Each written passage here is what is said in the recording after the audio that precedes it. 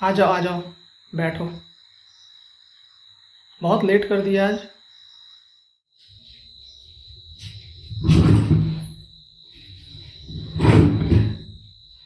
आज क्या टॉपिक है? आज साइंस में ब्लड टॉपिक है। घर से पढ़ कर आए हो? पूरी रात पढ़ाई? कितने बजे तक? पूरी रात मतलब 8:30 बजे तक। वाओ, 8:30 बजे तक पूरी रात पढ़े? क्या बात है सर, इसमें क्या ग्रेट है। एक दिन तो पूरे 9:30 बजे तक पढ़ाई किया था। अच्छा बकवास बंद करो, अब सिर्फ टॉपिक से रिलेटेड बात होगा। ओके ओके, चलो ब्लड चैप्टर से जो जो चीज़ें पढ़े हो बताना स्टार्ट करो। रक्त एक तरल संयोजी ऊतक है। मानव शरीर में रक्त की मात्रा शरीर के भार का लगभग 7% होती है। सर, ब्लड का पीएच मान 7.4 होता है, इसलिए हम कह सकते हैं कि जो ब्लड है वो बेस है। वेट, एक क्वेश्चन बताओ, पीएच मान क्या होता है? पीएच मान एक स्केल होता है जिसमें 0 से 14 तक नंबर बने होते हैं। उसमें 7 जो होता है वो न्यूट्रल होता है और 7 के आगे जो होता है वो बेस होता है। 7 के पहले एसिड होता है। जैसे जैसे नीचे आते हैं एसिड स्ट्रॉन्ग होते जाता है और जैसे जैसे 7 के ऊपर जाते हैं बेस स्ट्रॉन्ग होते जाता है। जैसे 0 पे जो होगा वो ज़्यादा स्ट्रॉन्ग एसिड होगा और जो 14 पे होगा वो ज़्यादा स्ट्रॉन्ग बेस होगा। 7 पे जो न्यूट्रल होता है उसमें सर शुद्ध पानी को ले सकते हैं। शुद्ध पानी 7 पे रहता है, यानी कि वो उदासीन है, यानी कि न्यूट्रल है। गुड, बहुत अच्छे। अच्छा एक बात बताओ, पीएच स्केल को किसने इन्वेंट किया? पीएच स्केल का इन्वेंशन डेनमार्क के वैज्ञानिक सोरेनसन के द्वारा किया गया था। गुड, आगे।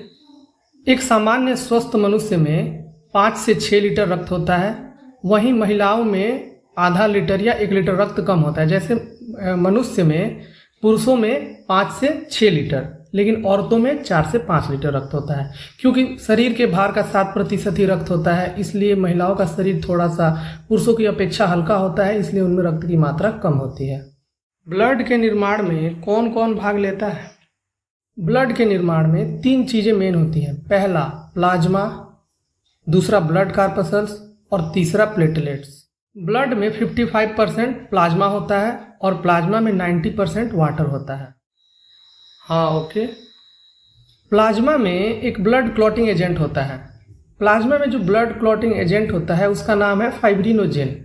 जब फाइब्रिनोजेन को प्लाज्मा से बाहर कर देते हैं तब जो बचता है उसे सीरम कहा जाता है। बहुत अच्छे, तुम तो इम्प्रेस ही कर दिए। अच्छा ये बताओ, फाइब्रिनोजेन क्या होता है? फाइब्रिनोजेन एक प्रकार का प्रोटीन है। आरबीसी के बारे में कुछ और बताना चाहोगे?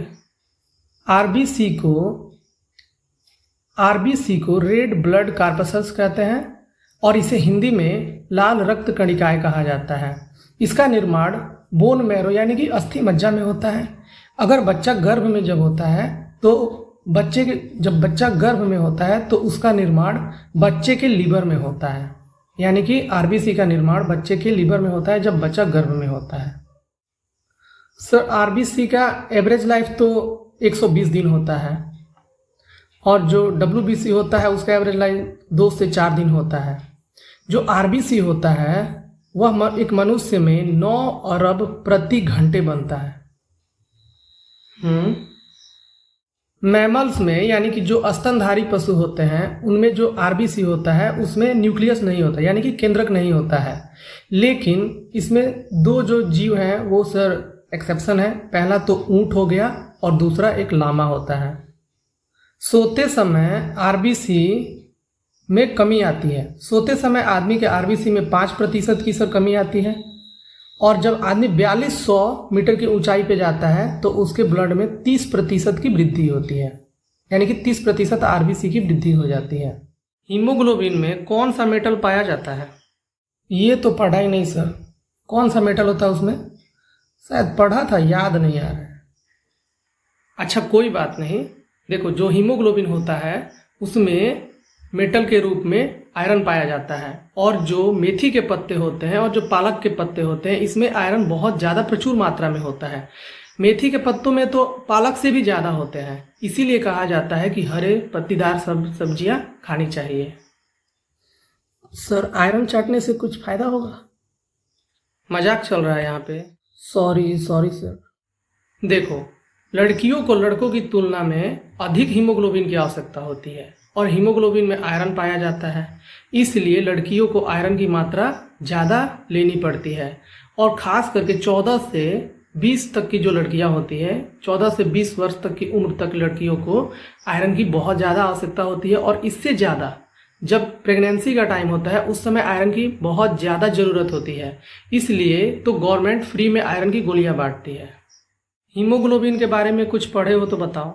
हीमोग्लोबिन में 96% ग्लोबिन प्रोटीन होता है, इसमें आयरन पाया जाता है और यही हमारे रक्त को लाल रंग प्रदान करता है।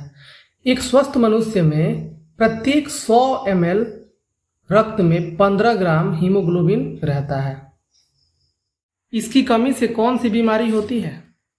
सर इसकी कमी से एनीमिया हो जाता है और जो हीमोग्लोबिन होता है वो हमारे शरीर में रक्त में ऑक्सीजन का परिवहन करता है। अच्छा ये बताओ, आरबीसी का कलर गाढ़ा लाल क्यों होता है? आरबीसी में जो हीमोग्लोबिन होता है, हीमोग्लोबिन के कारण ही जो हमारा रक्त होता है वो गाढ़ा लाल दिखता है। ओके, कल इसके आगे डब्ल्यूबीसी और उसके आगे धीरे धीरे हम लोग आगे बढ़ेंगे। परिसंचरण तंत्र को पूरा समाप्त कर देंगे 4 दिन में। ओके सर, कल डब्ल्यूबीसी। ओके।